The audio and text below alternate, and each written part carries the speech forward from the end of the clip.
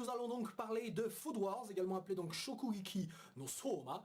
Alors je suis vraiment désolé, c'est vrai, j'ai pas reparlé de Shokugeki no Soma depuis un long moment, ça ne veut pas pour autant dire que je ne suivais pas. Bien entendu je suivais, mais j'attendais en fait qu'il y ait un peu plus de chapitres. Vous savez, les sorties de Shokugeki no Soma et Magi sont deux mangas dont je fais des reviews, on va dire, pas si souvent que ça c'est sûr, mais je les fais quand même au bout d'un moment. Voilà, bon alors il y a je crois environ 5 chapitres, 4 chapitres donc on n'a pas eu le temps de parler, je crois qu'on s'est arrêté au chapitre 170, un truc comme ça. Quoi qu'il en soit, donc nous avions donc la fin du duel entre donc Soma et l'ancien numéro 1 donc de l'ancien conseil des 10, donc du Juketsu, qui s'affrontaient donc dans un Shokueki. Et on s'était posé la question qui va gagner, parce qu'en soit si Soma perdait, il rejoignait les méchants, ce qui aurait pu être intéressant à développer, mais en même temps un peu bizarre. Et si justement Soma gagnait, bah on se retrouverait avec un héros qui gagne contre le plus puissant des antagonistes étudiants. Bon, je vais pas compter donc dedans Nazami. Azami dedans parce qu'en soi c'est un adulte, je le vois éventuellement faire un Shokugeki, mais ce sera pas contre Soma, ce sera peut-être contre son père. Mais donc je le compte pas dedans, quoi, tu vois. Mais donc on a le premier, le numéro 1 donc, du Juketsu, et voilà, on pouvait pas forcément se dire qui allait gagner. Et au final on découvre que Erina, bon c'est sûr, elle allait pas voter Soma, parce que c'est l'enjeu, c'est que Erina reconnaisse que Soma fait de la bonne bouffe, tu vois. Et donc c'est un peu normal qu'il n'a pas voté déjà pour lui, mais en même temps aussi c'est un peu logique que ce soit le numéro 1 qui gagne. Et en fait on comprend oui que c'est lui qui a reçu le vote. En soi, c'est vrai qu'on n'a pas vu, hein, mais on n'a pas vu Hisako voter. Enfin bon, elle avait bien exprimé le fait que justement ce ne soit pas Soma qui gagne, mais en soi ce soit le plat de l'autre qui avait l'air beaucoup plus, disons-le, élaboré, beaucoup mieux, tu vois. Et donc j'imagine que même si on l'avait voté, elle aurait voté aussi pour lui et pas pour Soma, quoi.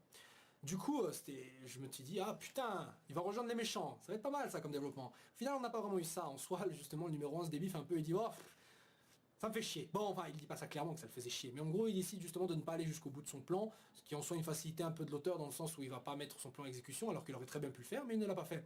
Donc, facilité, j'ai envie de dire, mais on comprend juste que Soma, au final, n'est pas à la hauteur et en même temps, ça le permet de rester au camp des gentils. Bref. Je pensais d'ailleurs que celui-ci allait s'énerver un peu plus, comme la fois justement où il avait perdu son Shokugeki, l'opposant donc avec Megumi à Shinomiya. Je m'attendais vraiment à le voir un truc comme ça, péter un câble, ou genre, tu vois, s'énerver contre Hisako, genre, vas-y, vote, sois honnête, tu vois. Mais au final, c'est pas comme ça qu'il a réagi. Bon, en soi, c'est pas non plus... voilà, voilà, je le voyais pas non plus tabasser Hisako, genre, vas-y, dis ce que tu penses. Évidemment que non. Mais je m'attendais à une réaction un peu plus, je sais pas, un truc un peu plus impactant, un peu plus fort peut-être, je sais pas.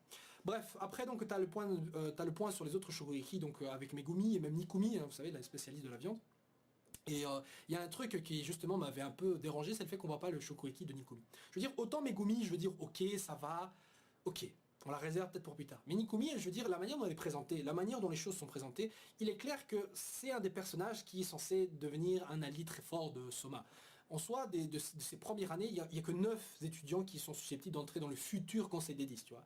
Il en manque un dixième, et moi j'avais pensé directement à Nikumi, parce qu'elle n'était pas présente, donc vous savez, à cette réunion avec tous les membres du conseil des 10, opposant les meilleurs étudiants donc qui ont participé au tournoi de l'automne, là, tu vois, où justement tu avais Ayama Akira qui avait gagné. Voilà, je veux dire, Nikumi n'était pas présente parce qu'elle n'était pas qualifiée assez, elle ne s'est pas assez qualifiée, disons, loin dans la compétition pour être présente.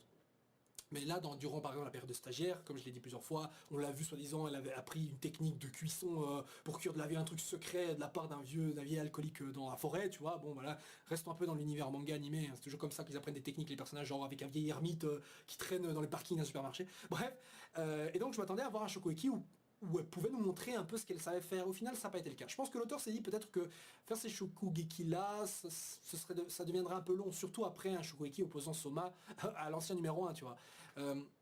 Donc je peux comprendre qu'il a accéléré le truc, mais je trouve ça dommage pour Nikumi, surtout que, comme je l'ai dit, on essaie de la mettre en avant pour nous coller à l'idée qu'elle est forte au final, qu'elle sera forte. Bref, donc elles gagnent toutes les deux leur Shokugeki, et elles battent justement les autres membres de la bande du gars qui avait fait un Shokugeki. J'ai oublié leur nom, c'est un truc compliqué, parce qu'on les voit pas souvent apparaître. Mais... Donc le mec qui a fait un Shokugeki avec Kurokiba, hein, Kurokiba Ryo, vous savez, le mec qui s'énerve avec son bandeau là, il a fait un Shokugeki avec un type. Et ce type, il avait toute une bande de deuxième année, je crois, avec lui, qui bossait donc pour la centrale. Et donc c'est ces mecs-là qui se sont fait battre donc par Nikomi et par Megumi. Il y en avait un dernier qu'on n'a pas vu encore en Shokugeki, celui qui avait des cheveux longs, je crois. On l'a pas vu en duel, donc je me dis peut-être lui était le plus puissant, mais bon, on s'en fout. Au final, c'est pas des personnages en gros qui vont rester vraiment dans les annales de l'histoire. Bref, et en réponse à cela, on avait donc une discussion entre Azami et le premier qui s'appelle Eiji, je crois, je sais plus. Bref, du coup le numéro 1.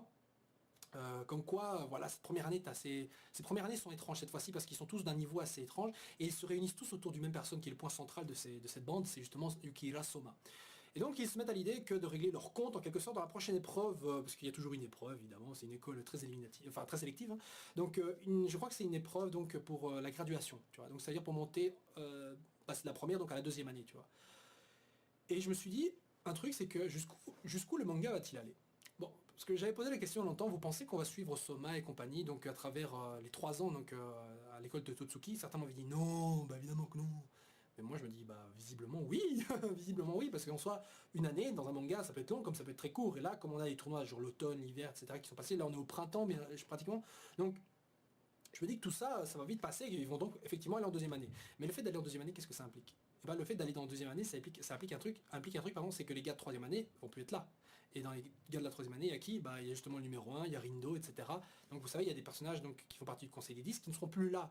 Donc j'imagine qu'avant avant de passer en deuxième année, il y a le conseil des 10, allez, il y en a la plupart des membres du conseil des 10 du Juketsu, donc vont devoir être vaincus. Ou alors, et ça, ce serait intéressant, ce serait qu'on quitte l'école Totsuki et qu'on aille peut-être dans d'autres pays. C'est-à-dire que, je sais pas, une période de voyage scolaire, enfin pas de voyage scolaire, mais genre ils envoient des étudiants, pas en stage, mais tu vois, comme en Europe, tu as des étudiants qui sont envoyés étudier à l'étranger, et bon on a pareil, avec Soma, etc., qui sont séparés des autres et qui vont voyager aussi à l'étranger. Peut-être pas totalement séparés, mais en petit groupe, tu vois. Ça permettrait de développer une histoire par-ci par-là, voilà, et peut-être que justement ils vont rejoindre des membres du Juketsu qui sont aussi à l'étranger, qui bossent à l'étranger, et au final on aura des phases, des mini-phases, genre chacun va affronter son adversaire dans d'autres pays, tu vois, un truc comme ça, en deuxième année je dis ça, tu vois, mais c'est encore développé. Bref, une épreuve ultra sélective qui est surtout là pour encore continuer cette soi-disant purge et pour éliminer justement les anti-sympathisants, donc les gens qui ne sont pas donc alliés de Azami à travers cette épreuve. Donc du coup, tu es un peu obligé de te soumettre, mais évidemment, les gentils vont pas se laisser faire, ça c'est évident. Bref, après donc tu as la phase où tout le monde se repose justement au dortoir et donc tu as Erina qui vient discuter donc avec Soma dans une séquence que beaucoup de fangirls justement sur les réseaux sociaux et sur Tumblr par exemple étaient là. Oh, ils vont s'embrasser. Non, je déconne, mais en gros, c'était plus ou moins ça la réaction quand ils ont vu justement Erina aller d'elle-même voir Soma. C'est pas le couple que je préfère, mais putain de merde, je sens qu'ils vont obligés d'être ensemble. C'est bon, je veux dire, allez, on va aborder ce sujet, mais oui, ces deux-là vont forcément finir ensemble. Oui, je sais, oui, c'est évident, mais je ne suis pas fan de ce couple. Je sais pas pourquoi. Erina, c'est un peu lapin beige que j'ai pas envie de voir se tirer avec le héros. Bref. Quoi qu'il en soit.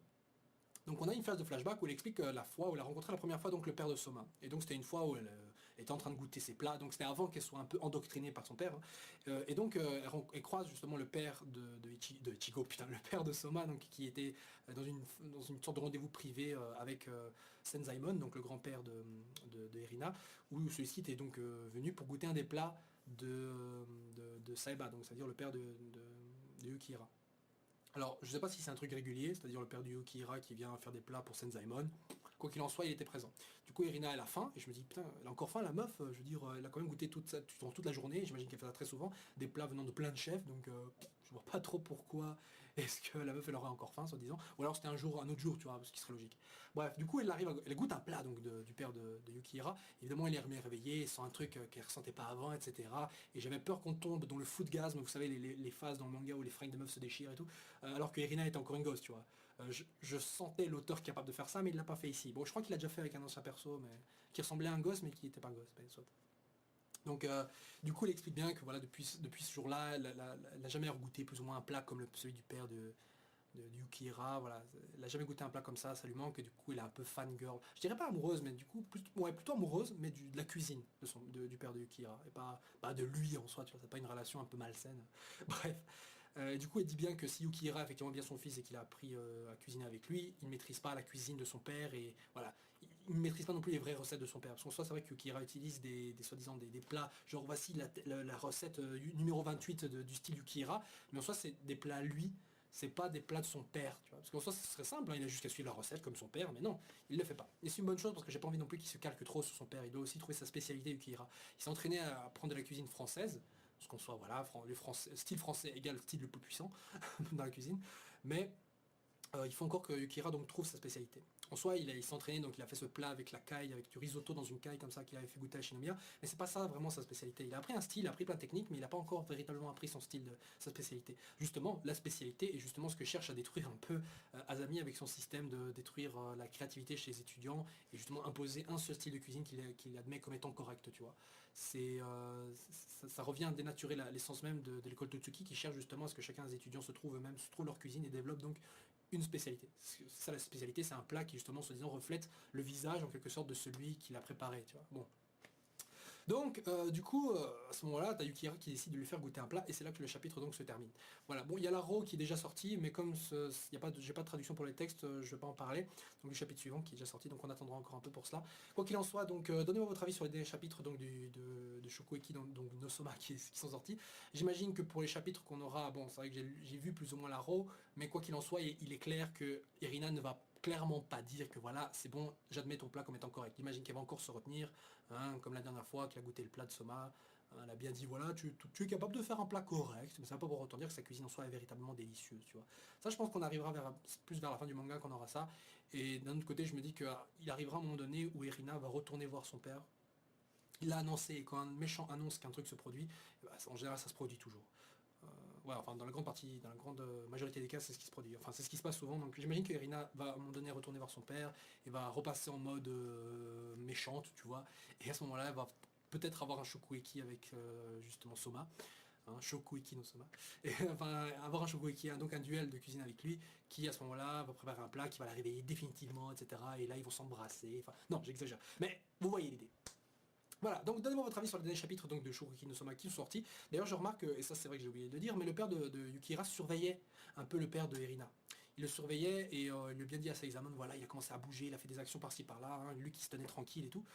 Et il dit bien à ce moment-là, encore une fois, que ceux qui vont sauver Erina, c'est pas la cuisine de telle ou telle personne, non, c'est Yukihira et les gens de sa génération. Et ça, on le savait déjà, mais voilà. En plus, maintenant plus que jamais, on s'en rend compte, vu que depuis un moment, elle est dans le dortoir, et elle se rend compte justement que la cuisine des autres, n'est pas tellement à jeter, tu vois. Parce qu'en soi, il dit bien qu'il y a plein de failles, il y a plein de trucs qui foirent dans leur plat, tu vois, des gens du dortoir. Mais justement, ils s'améliorent. En cuisinant de cette manière-là, ils s'améliorent et créent des styles qu'ils n'auraient jamais pu créer s'ils avaient suivi la méthode de Irina, qui en soit un peu une méthode héritée presque de son père, tu vois. Et là, on en vient à un autre sujet encore. C'est vrai que j'ai failli l'oublier, putain de merde. Un sujet très important, qui est l'amour de la cuisine. Vous savez, dans les mangas de sport, il y a toujours une référence à un moment donné, genre, ouais, j'adore faire ce sport. Il y a souvent plein de personnages qui disent, voilà, je fais ce sport parce que ceci, cela, machin. Mais le héros, à un moment donné, dit toujours, je fais ça parce que c'est fun. Le sport, c'est fun. Hein, genre, Prince of Tennis, je fais du tennis parce que c'est fun. D'ailleurs, je vais vous spoiler, mais en soi, c'est pas un véritable spoil. Mais il y a un pouvoir secret ultime dans Prince of Tennis, qui est donc je rappelle, un manga de sport sur le tennis, évidemment. Il y a un pouvoir ultime secret, tu vois. Mais en fait, ce pouvoir ultime secret n'existe pas. En fait, ce pouvoir ultime secret, c'est juste l'amour du jeu. C'est avoir du fun en jouant. Et ça donne le plus grand pouvoir du truc. Vous savez, c'est tout con. Dans Aishii 21, qui est donc le manga de sport sur le football américain, t'avais pareil, t'avais plusieurs personnages, dont le héros, etc., qui explique bien qu'il adore ce sport. Il joue, il fait ça parce que c'est fun. Alors que tout le monde se dit bien non. Enfin, c'était pas le héros qui dit ça, mais c'était un des héros qui explique bien qu'il fait ce sport parce que c'est fun, parce que c'est drôle. Il n'y a aucune autre raison. Il fait ça parce que c'est génial. C'est la seule bonne raison d'être et de faire de ce sport-là, c'est parce que c'est fun. Et je catégorise justement Shokueki no Soma comme étant un manga, certes bon, qui parle de cuisine, mais qui se range dans la catégorie des mangas de sport pour moi. Parce qu'il y a plein de similitudes qu'il y a dans les mangas de sport avec qui peuvent s'appliquer à Shokugeki no Soma. Et cette question genre d'aimer la cuisine, d'aimer cuisiner, c'est un truc qu'Erina donc dit bien avoir oublié, elle ne sait plus ce que c'est exactement. Et j'imagine qu'à la fin, Yukihira va lui expliquer pourquoi c'est fun de cuisiner dans une morale qui terminera et conclura le manga, tu vois. Donc, c'est ça que je veux dire. C'est qu'on aura, comme dans les mangas de sport, Yukihira qui va donc tenir un discours qui va conclure l'histoire, j'imagine, en nous disant pourquoi est-ce que c'est fun de cuisiner. Voilà. C'est juste ça que je voulais dire parce que c'était important. Et c'est ça plus ou moins l'enjeu de l'intrigue de Irina, c'est justement qu'elle comprenne, qu'elle redécouvre le plaisir de cuisiner. Pourquoi est-ce que c'est fun de cuisiner, voilà. Si vous-même vous êtes un cuistot, vous travaillez dans un resto, dites-moi pourquoi est-ce que vous avez voulu être cuisinier. Pourquoi est-ce que vous aimez cuisiner. Je vous pose la question à vous. Voilà, sur ce les gens, n'hésitez pas donc à déposer des commentaires, liker la vidéo éventuellement si vous avez donc aimé le chapitre de Shokueki no Soma. Putain, j'ai du mal à le prononcer. Bref, on se retrouve pour la prochaine vidéo qui, je sais pas, elle sera quand. J'imagine que ce sera au feeling. Voilà, ciao ciao. Zoom.